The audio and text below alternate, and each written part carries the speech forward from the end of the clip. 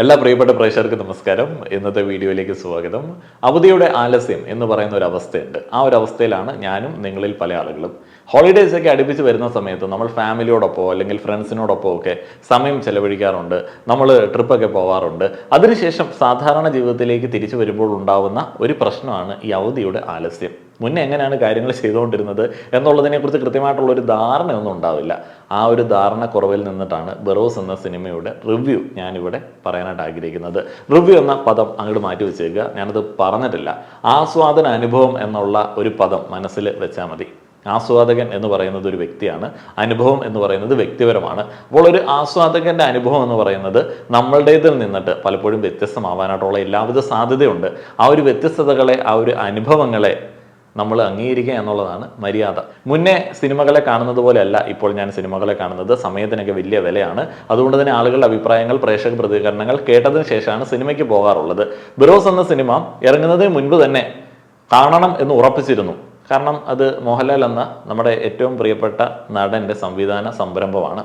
അപ്പോൾ ആ ഒരു സിനിമ കാണാനായിട്ട് ഉറപ്പിച്ചിരുന്നു എന്നുണ്ടെങ്കിലും റിലീസിന്റെ അന്ന് റിവ്യൂ ഉറപ്പായിട്ടും കേട്ടു നോക്കി. ആളുകൾക്ക് വളരെ മോശം അഭിപ്രായം ആണ് എന്നുള്ളത് പ്രത്യക്ഷത്തിൽ തന്നെ മനസ്സിലായി.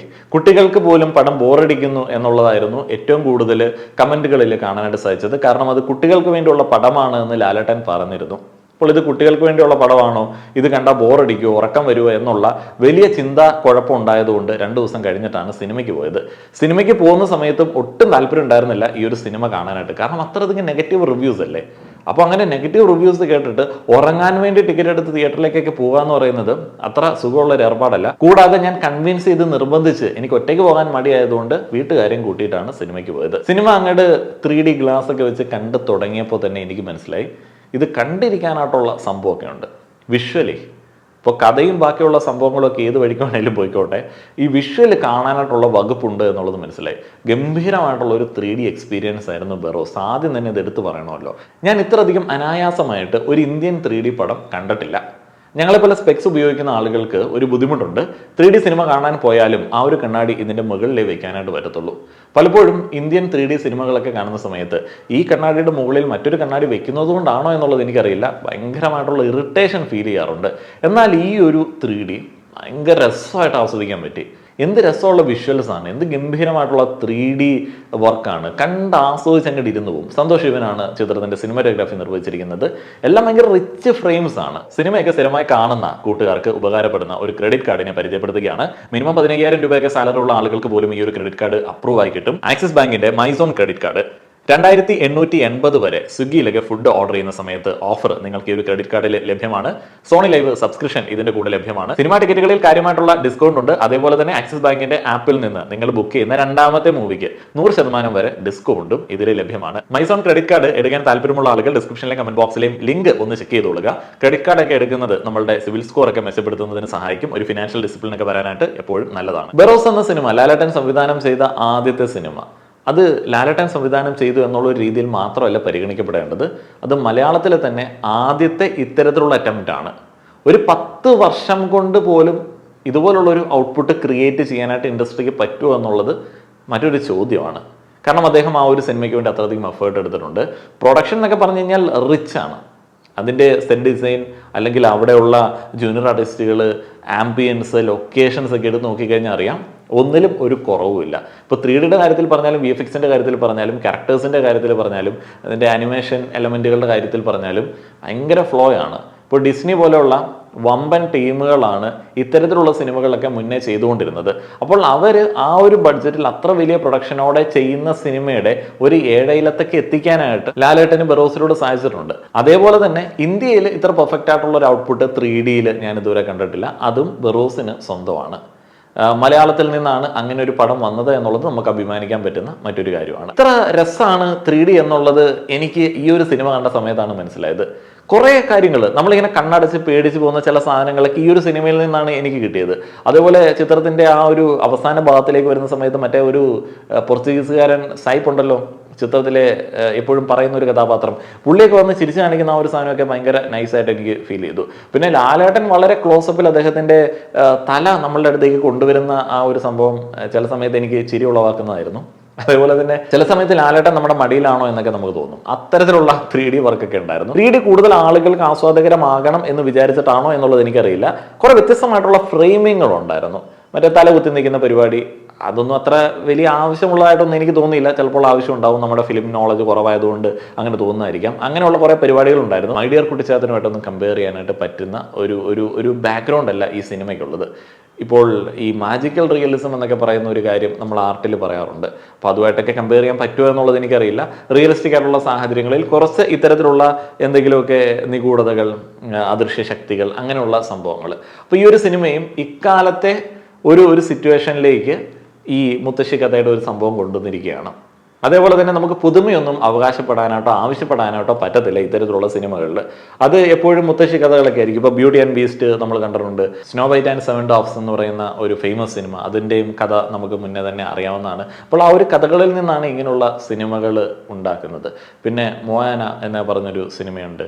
അപ്പോൾ ഇങ്ങനെയുള്ള സിനിമകളൊക്കെ കണ്ട് ആസ്വദിച്ചിട്ടുള്ള ആളുകൾക്ക് ഈ ഒരു സിനിമയുടെ ഒരു മൂഡ് പെട്ടെന്ന് അങ്ങോട്ട് കിട്ടും. അതുകൊണ്ട് തന്നെ നിധി കാക്കുന്ന ഭൂതത്തിന്റെ കഥയിൽ വലിയ കാര്യമായിട്ടുള്ള മാറ്റം വരുത്തണ്ട എന്ന് ചിത്രത്തിന്റെ അണിയറ പ്രവർത്തകർ, ലാലേട്ടൻ അടക്കമുള്ള ആളുകൾ വിചാരിച്ചിട്ടുണ്ടാവും. അതാണ് ചിത്രത്തിന്റെ ഒരു ആദ്യ പ്രശ്നമായിട്ട് എനിക്ക് തോന്നിയത്. ഒന്നാമത്തെ സർപ്രൈസിങ് എലമെന്റ്സുകളൊന്നും അല്ലെങ്കിൽ പഞ്ചൊന്നും സിനിമയ്ക്ക് അകത്തില്ല. അതിൻ്റെ സ്ക്രിപ്റ്റൊക്കെ അങ്ങനെ ഒരു പതിഞ്ഞ രീതിയിൽ പോകുന്നതാണ്. അപ്പോൾ അതിനിടയിൽ നമ്മൾ സ്ഥിരം കേട്ട് തഴമ്പിച്ച ഒരു കഥയും. അപ്പോൾ അതാണ് ഇതിൻ്റെ ഒരു സംഭവം. പക്ഷേ നമ്മൾ ഈ പറഞ്ഞ സിനിമകളൊക്കെ കണ്ടിട്ടുള്ള ആളുകളായതുകൊണ്ട് ഞാനത് കാണാനായിട്ട് റെഡിയായിരുന്നു. എനിക്കത് ആ ഒരു മൂഡിൽ എടുക്കാനായിട്ട് സാധിച്ചു. സിനിമ കണ്ടങ്ങോട്ട് തുടങ്ങിയപ്പോഴത്തേന് ദൃശ്യഭംഗിയിലൊക്കെ വളരെയധികം കൺവിൻസ്ഡ് ആയി എന്നുണ്ടെങ്കിലും ഡയലോഗ് കേട്ടപ്പോഴത്തേന് എൻ്റെ കംപ്ലീറ്റ് മൂഡ് പോയി. കാരണം അത്ര ഇമ്മച്വറായിട്ടുള്ള ഡയലോഗ് റൈറ്റിംഗ് ആണ്, പ്രസൻറ്റേഷനാണ്. അതിനിടയിൽ വളരെയധികം വെറുപ്പിക്കുന്ന മറ്റേ മൂളക്കങ്ങൾ, സൂപ്പർ എന്നൊക്കെ പറയുന്ന ഒരു മൂളക്കം ഉണ്ടല്ലോ, ഇത് ഭയങ്കരമായിട്ട് വന്നു. ഓരോ ആളുകൾ ആ ഒരു മൂളൽ വെച്ചിട്ടാണ് സംസാരിക്കുന്നത്. മറ്റൊരാൾ ഡയലോഗ് പറയുമ്പോൾ ഇവരിതിങ്ങനെ കേൾക്കുന്നതിൻ്റെ മൂളൽ, അങ്ങനെ ആകെ മൊത്തത്തിൽ ആ ഒരു സൗണ്ട് വളരെ അരോചകമായിട്ട് ഫീൽ ചെയ്തു. അതേപോലെ തന്നെ എഴുതിയ ഡയലോഗുകളെല്ലാം ഒരു മൊഴിമാറ്റ സിനിമയെ ഓർമ്മിപ്പിക്കുന്ന തരത്തിലേക്കുള്ളതായിരുന്നു. അപ്പോൾ ആ ഒരു ഫീൽ കിട്ടിയ സമയത്ത് എനിക്ക് തോന്നിയ ഒരു കാര്യമുണ്ട്, ഈ ഒരു ചിത്രം വല്ല ഇംഗ്ലീഷിൽ വല്ലതും ആയിരുന്നെന്നുണ്ടെങ്കിൽ കുറച്ചും കൂടെ രസമായേനെ. നമുക്കിത് മലയാളത്തിൽ കേൾക്കുന്നതുകൊണ്ടാണ് ഒരു ക്വാളിറ്റി ഫീൽ ചെയ്യാത്തത്. നമ്മളിങ്ങനെ ഒരു പ്രോഗ്രസ് കാർഡുമായിട്ട് അല്ലെങ്കിൽ സ്കോർ കാർഡുമായിട്ട് എടുത്തിട്ട് ഓരോന്നിനും മാർക്കിട്ട് കൊടുക്കുകയാണെന്നുണ്ടെങ്കിൽ ഇതിൻ്റെ ഓരോ ഫ്രെയിമിലും VFX ഇന്ന പ്രശ്നമുണ്ട്, അനിമേഷൻ ഇന്ന പ്രശ്നമുണ്ടെന്നൊക്കെ പറയാൻ പറ്റും. പക്ഷേ ഈ ഒരു ചിത്രത്തിന്റെ മൂഡിനെ ബ്രേക്ക് ചെയ്യാതെ അവർക്കത് കൊണ്ടുപോകാനായിട്ട് സാധിച്ചിട്ടുണ്ട്. ഇന്റർവെല്ലിനോടൊക്കെ അടുക്കുന്ന സമയത്ത് ചെറിയ രീതിയിൽ ബോറടിച്ചു, ചില ഭാഗങ്ങളൊക്കെ ഇത്തിരി കട്ട് ചെയ്യായിരുന്നു എന്നൊക്കെ തോന്നി. പക്ഷെ ഞാൻ പിന്നീട് ഇരുത്തി ആലോചിച്ച സമയത്ത് അങ്ങനെ അത് കട്ട് ചെയ്യാനായിട്ട് പറ്റത്തില്ല. കട്ട് ചെയ്യുകയാണെന്നുണ്ടെങ്കിൽ കുറേ അധികം കട്ട് ചെയ്യേണ്ടി വരും, സ്ക്രിപ്റ്റ് അടക്കം ഒന്ന് മാറ്റേണ്ടി വരും. പക്ഷെ എനിക്ക് ആ ഒരു വെറുപ്പിക്കൽ ഫീൽ ചെയ്തില്ല. പക്ഷെ പ്രേക്ഷകനെ ബഹുമാനിക്കണം. അവിടെ 150 കണക്ക് പറഞ്ഞാൽ അതിനോട് എനിക്ക് വിയോജിപ്പുണ്ട്. 150 രൂപയ്ക്ക് ഇത് ഭയങ്കര ലാഭമാണ്. 150 രൂപയ്ക്ക് ഇത്ര ഗംഭീരമായിട്ടുള്ള 3D അനുഭവം വെറുതെ തിയേറ്ററിൽ പോയിരുന്നാലും പിള്ളേരൊക്കെ കൊണ്ട് കാണിക്കാൻ പറ്റുന്ന ഒരു സെറ്റപ്പാണ്. നമ്മൾ ചൂസ് ചെയ്യാവുക എന്നുള്ളതാണ്. ഇപ്പം മാർക്കോ എന്ന് പറയുന്ന സിനിമ ഞാൻ ബോധപൂർവ്വം അവോയ്ഡ് ചെയ്തു. കാരണം എനിക്ക് ആ വയലൻസ് കാണേണ്ട ആവശ്യമില്ല. ഏറ്റവും മികച്ച വയലൻസ്, ഏറ്റവും കൂടിയ വയലൻസ് എന്ന് പറയുന്ന ഒരു ജോണർ എനിക്കിഷ്ടമില്ല. എനിക്ക് കഥയും ബാക്കി കാര്യങ്ങളൊക്കെ വേണം, അതിൻ്റെ കൂടെ വയലൻസ് വന്നാൽ കുഴപ്പമില്ല എന്നുള്ളതേ ഉള്ളൂ. അതിനുവേണ്ടി മാത്രമാണ് ഞാൻ സിനിമ കാണാൻ വേണ്ടി പോകാറില്ല. അപ്പോൾ കുട്ടികളുടെ പടം എന്ന് പറയുന്ന സമയത്ത്, അതിൻ്റെ നിർമ്മാതാക്കൾ തന്നെ പറയുന്ന സമയത്ത് വേണമെന്നുണ്ടെങ്കിൽ നമുക്ക് അവോയ്ഡ് ചെയ്യാൻ പറ്റുന്ന ഒരു മൂഡാണ്. കുട്ടികളുടെ ആസ്വാദന നിലവാരം മാറിയതിന് വേറൊരു കാരണമുണ്ട്. അത് ലാലേട്ടൻ ഈ ഒരു സിനിമയുടെ പ്രശ്നം അല്ലെങ്കിൽ കുട്ടികളുടെ നിലവാരം ഉയർന്നതുകൊണ്ടൊന്നുമല്ല. അവരുടെ അറ്റൻഷൻ സ്പാൻ വളരെ കുറവാണ്. നമുക്ക് മുന്നേ 10 സെക്കൻഡുള്ള ഒരു ഷോട്ട് കണ്ടുകൊണ്ടിരിക്കുകയായിരുന്നു. ഇന്ന് അത് വളരെയധികം കുറഞ്ഞിട്ടുണ്ട്. കുട്ടികളും അതേപോലെ തന്നെ അവരിപ്പോഴും സ്മാർട്ട് ഫോണിലൊക്കെ ഇരിക്കുന്ന ആളുകളാണെന്നുണ്ടെങ്കിൽ അവർക്ക് ഈ ഒരു സിനിമ ഇഷ്ടപ്പെടാനായിട്ടുള്ള സാധ്യതയില്ല. കാരണം ഇത് വളരെയധികം അറ്റൻഷൻ ആവശ്യപ്പെടുന്ന ഒരു സിനിമയാണ്. പക്ഷേ വളരെ വീക്കായിട്ടുള്ള ഒരു സ്ക്രിപ്റ്റും വളരെ പതിഞ്ഞ ഒരു പേസും ആയതുകൊണ്ട് ബോറടിക്കാനും സാധ്യതയുണ്ട്. ഇനി മുതിർന്ന ആൾക്കാരുടെ കാര്യത്തിലേക്ക് വരികയാണെന്നുണ്ടെങ്കിൽ കുട്ടികൾക്ക് വേണ്ടിയുള്ള പടമാണെന്ന് പറഞ്ഞാലും ഇവിടെയുള്ള എല്ലാ ആളുകളും ലാലേട്ടൻ ആദ്യ സംവിധാന സംരംഭം എന്നുള്ള രീതിയിൽ ആദ്യം തന്നെ പോയി കാണാനായിട്ട് ശ്രമിച്ചു. ശരിക്കും പറഞ്ഞാൽ ആ ഒരു നടപടി വേണ്ടായിരുന്നു എന്ന് എനിക്ക് തോന്നിപ്പോയി ആളുകളുടെ അഭിപ്രായം കേട്ട സമയത്ത്. ലാലേട്ടൻ ഈ ഒരു സിനിമയോട് കാണിച്ച ഒരു സമീപനത്തിൽ ചെറിയ പ്രശ്നങ്ങൾ ഉണ്ടായിട്ടുണ്ട്. ഒന്ന്, ഇത് എല്ലാ ആളുകളും വന്ന് കാണും എന്നുള്ള ഒരു ചിന്ത അദ്ദേഹം ചിന്തിച്ചില്ല എന്ന് എനിക്ക് തോന്നുന്നു. പല ആളുകളും ഒരു സ്കോർ കാർഡുമായിട്ടാണ് പോയത്, ലാലേട്ടൻ എങ്ങനെയാണ് സംവിധാനിക്കുന്നത് എന്ന് കണ്ട് മാർക്കിടാൻ വേണ്ടി. റിവ്യൂവേഴ്സൊക്കെ അങ്ങനെയാണ് പോയത്. അപ്പം അദ്ദേഹത്തിൻ്റെ ഒരു സംവിധാനം ഇവർക്ക് ഇഷ്ടപ്പെടാതായപ്പോഴത്തേന് ക്രൂരമായിട്ടുള്ള സൈബർ ആക്രമണമായി അധിക്ഷേപിക്കലൊക്കെ ആയി. പക്ഷെ ലാലേട്ടൻ കാണിച്ച ഒരു അപ്രോച്ച് ഉണ്ട്. അദ്ദേഹം തൻ്റെ വലിയ ക്രൗഡിനെ കൺസിഡർ ചെയ്യാതെ അതിലൊരു ചെറിയ വിഭാഗത്തിന് വേണ്ടി ഒരു സിനിമ ഇറക്കി. അദ്ദേഹം അത് ആസ്വദിച്ച് ചെയ്തു. പക്ഷെ ആ ഒരു ചെറിയ ഭാഗം മാത്രമല്ല ഈ ഒരു സിനിമ കാണുന്നത് എന്ന് അദ്ദേഹം ചിന്തിച്ചില്ല. പ്രേക്ഷകനെ മനസ്സിലാക്കാതെ ഉള്ള ഒരു സിനിമ റിലീസായി പോയി ശരിക്കും പറഞ്ഞാൽ ബറോസ് എന്ന് പറയുന്നത്. അത് ലാലേട്ടന്റെ ദുരവസ്ഥയാണോ അതോ പ്രേക്ഷകരുടെ ഒരു പ്രശ്നമാണോ എന്നുള്ളതിനെ കുറിച്ചിട്ട് എനിക്കറിയത്തില്ല. മാർക്ക് എല്ലിന്റെ ആ ഒരു സ്കോറൊക്കെ നല്ല രസമായിട്ട് ആസ്വദിക്കാൻ പറ്റി. ടോട്ടലി ഒരു മ്യൂസിക്കൽ അപ്രോച്ചൊക്കെ ഈ ഒരു സിനിമകളുടെ പൊതു സ്വഭാവമാണ്. അത് ഈ ഒരു സിനിമയിലും ഉണ്ടായിരുന്നു. ഒന്നും എനിക്ക് പ്രശ്നമായിട്ട് തോന്നിയില്ല. പിന്നെ ലാലേട്ടൻ പാടുന്ന ചില പാട്ടുകൾ അതും എനിക്ക് കുഴപ്പമായിട്ട് തോന്നിയില്ല. ചില ആളുകൾ പറഞ്ഞ് ലാലേട്ടൻ അല്ലാതെ വേറെ ആരെങ്കിലുമൊക്കെ പാടുവരുന്നുണ്ടെങ്കിൽ നല്ലതായിരുന്നു. അതെങ്ങനെയാവും? അതെങ്ങനെ ശരിയാവും? കാരണം ഈ ഒരു സിനിമയുടെ മൂഡ് അങ്ങനെയാണല്ലോ. ബറോസ് എന്ന് പറയുന്ന ഭൂതമായിട്ടാണ് ലാലേട്ടൻ അതിനകത്ത് വരുന്നത്. അപ്പോൾ അയാൾ ആ ഒരു പാട്ട് പാടുന്നതാണ് അതിൻ്റെ ആ ഒരു ഭംഗി. അത് ആ ഒരു മൂഡിൽ ആസ്വദിക്കാൻ പറ്റുകയാണെന്നുണ്ടെങ്കിൽ അതും വലിയ പ്രശ്നമായിട്ട് തോന്നത്തില്ല. ജിജോ പുന്നൂസിന്റെ ഗാർഡിയൻ ഓഫ് ഡിഗാമാസ് ട്രഷർ എന്ന് പറയുന്ന ഒരു കഥയെ ആസ്പദമാക്കിയിട്ടാണ് ഈ ഒരു സിനിമ വന്നിരിക്കുന്നത്. ആ ഒരു കഥ ഒറിജിനലി ഞാൻ വായിക്കാത്തതുകൊണ്ട് അതിനോട് എത്രത്തോളം നീതി പുലർത്തി എന്നുള്ളതിനെ കുറിച്ചിട്ട് ഞാൻ പറയുന്നില്ല. ചിത്രത്തിൽ മോഹൻലാലും ഗുരു സോമസുന്ദരവും മാത്രമായിരുന്നു പരിചയമുണ്ടായിരുന്ന അഭിനേതാക്കൾ. ബാക്കിയുള്ള ആളുകളൊക്കെ പുറം നാട്ടിൽ നിന്നുള്ള ആളുകളായിരുന്നു. അവരുടെ അഭിനയമൊക്കെ നമുക്ക് അങ്ങനെ എടുത്തു പറയാനായിട്ട് തോന്നുന്നൊന്നും ഉണ്ടായിരുന്നില്ല. ഇതിനകത്തൊരു നായിക കഥാപാത്രമുണ്ട്. പുള്ളിക്കാരി ഭാഷയുടെ ഒരു വ്യത്യാസം കൊണ്ടായിരിക്കാം അത്രയധികം ഒന്നും സിങ്കായിട്ട് തോന്നിയില്ല. ഇനി മൊത്തത്തിൽ ഈ ഒരു സിനിമയെ കുറിച്ചിട്ടുള്ള എൻ്റെ വ്യക്തിപരമായിട്ടുള്ള അഭിപ്രായങ്ങൾ മുഴുവനും കൂടെ ചേർത്ത് പറയുകയാണെന്നുണ്ടെങ്കിൽ എനിക്ക് ഈ ഒരു സിനിമ ഡീഗ്രേഡ് ചെയ്യുന്നതിനോട് ഒരു യോജിപ്പുമില്ല. ഈ ഒരു സിനിമ അധിക്ഷേപിക്കപ്പെടേണ്ട സിനിമയാണ് എന്നുള്ള ഒരഭിപ്രായവും ഇല്ല. ലാലേട്ടൻ്റെ സംവിധാനത്തെക്കുറിച്ചിട്ടും ആദ്യ സംവിധാന സംരംഭം എന്നുള്ള രീതിയിൽ സമീപിക്കുന്ന സമയത്ത് എനിക്ക് കാര്യമായിട്ടുള്ള ഒരു പരാതിയില്ല. ഇതിൻ്റെ സ്ക്രിപ്റ്റ്, ഡയലോഗ്, ഈ കാര്യത്തിൽ എനിക്ക് കൃത്യമായിട്ടുള്ള വിയോജിപ്പുണ്ട്. ഈ ഒരു സിനിമ ചുമ്മാ ഇംഗ്ലീഷിലേക്ക് ഒന്ന് മൊഴി മാറ്റിയാൽ പോലും ഈ ഒരു സിനിമയുടെ ക്ലാസ് വേറെ ആവാനായിട്ടുള്ള എല്ലാ സാധ്യത ഉണ്ട്. പിന്നെ ഈ ഒരു സിനിമയിലെ പ്രശ്നം സംഭവിച്ചിരിക്കുന്നത് നമ്മുടെ നാട്ടിലെ വ്യൂവേഴ്സിനെ കൺസിഡർ ചെയ്യാതെ ഇറക്കി എന്നുള്ളതാണ്. ഇപ്പം ഈ ഒരു സിനിമ വളരെ അമേച്ചറായിട്ട് ചെയ്ത് അവസാനം വല്ല വാവരായിട്ടോ അയ്യപ്പനായിട്ടോ മുരുകനായിട്ടോ ഒക്കെ ലാലേട്ടൻ പ്രത്യക്ഷപ്പെടുകയായിരുന്നുണ്ടെങ്കിൽ, അങ്ങനെയുള്ള എന്തെങ്കിലുമൊക്കെ വിറ്റ് കാണിക്കുകയായിരുന്നുണ്ടെങ്കിൽ ആളുകൾ രണ്ട് കൈ നീട്ടി സ്വീകരിച്ചേനെ. അങ്ങനെയുള്ള സിനിമകളൊക്കെ കോടി ക്ലബിലേക്ക് കൊണ്ടു നടന്നിട്ടുള്ള ആൾക്കാരാണ് നമ്മൾ. അപ്പോൾ അതുകൊണ്ട് തന്നെ ഇത്ര കാര്യമായിട്ടുള്ള പണിയൊന്നും ഇൻഡസ്ട്രിക്ക് വേണ്ടി എടുക്കാതിരിക്കുക എന്നുള്ളത് മാത്രമേ ഉള്ളൂ ഇവിടെയുള്ള കലാകാരന്മാർക്ക് ചെയ്യാൻ വേണ്ടി പറ്റുന്നത്.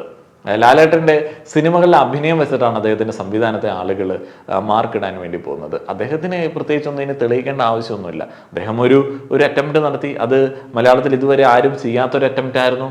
അതേപോലെ തന്നെ അധികം ആർക്കും ഇനി ഉടയൊന്നും ചെയ്യാൻ പറ്റാത്തൊരു അറ്റംപ്റ്റാണ്. അതെല്ലാം ഇതിൽ കൺസിഡർ ചെയ്യേണ്ട ഒരു കാര്യമാണ്. അദ്ദേഹത്തിന് ഒരു ലൂസിഫറോ അല്ലെങ്കിൽ മറ്റേ ജനതാ ഗ്യാരേജോ പോലുള്ള പടമൊക്കെ ആരെയൊക്കെ ഉണ്ടെങ്കിലും എഴുതിപ്പിച്ചിട്ട് ഒരു സൂപ്പർ ഹീറോ പരിവേഷം എടുത്തിടാനായിട്ട് പ്രത്യേകിച്ച് പാടൊന്നുമില്ല. അത് ചെയ്യാതെ അദ്ദേഹം ഒരു സരോജ് കുമാറായി മാറാതെ ഒരു ചെറിയ ഏരിയയിലേക്ക് കോൺസെൻട്രേറ്റ് ചെയ്ത് വളരെ വ്യത്യസ്തമായിട്ടുള്ള ഒരു ആവിഷ്കാരം നടത്തി. അതൊക്കെ എത്ര ആൾക്കാർ ചെയ്യുന്നതാണ്? ഇപ്പം അന്യ ഭാഷാ സിനിമകളിലൊക്കെ അവിടെയുള്ള സൂപ്പർ സ്റ്റാറുകൾ ചെയ്യുന്ന എന്താണ്? അവർ സ്ഥിരമായിട്ട് സൂപ്പർ ഹീറോ മറ്റേ അമാനുഷിക സാധനം സ്വന്തം പൈസ കൊണ്ട് പ്രൊഡ്യൂസ് ചെയ്ത ആളുകളിലേക്ക് ഇങ്ങനെ ഇട്ടുകൊടുത്ത് ആളുകളെ കൊണ്ട് കൈയടിപ്പിക്കും.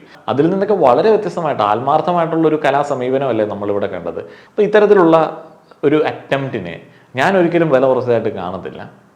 ഞാൻ മലയക്കോട്ടെ വാലിബനൊക്കെ കണ്ട സമയത്ത് അത് വെറുപ്പിച്ചു എന്ന് പറഞ്ഞിരുന്നു. പക്ഷേ ഈ ഒരു അറ്റംപ്റ്റ്, ഈ ഒരു ദൃശ്യഭംഗി, ഈ ഒരു ഡെഡിക്കേഷൻ, അതൊക്കെ പറയാതിരിക്കാൻ വേണ്ടി പറ്റില്ല.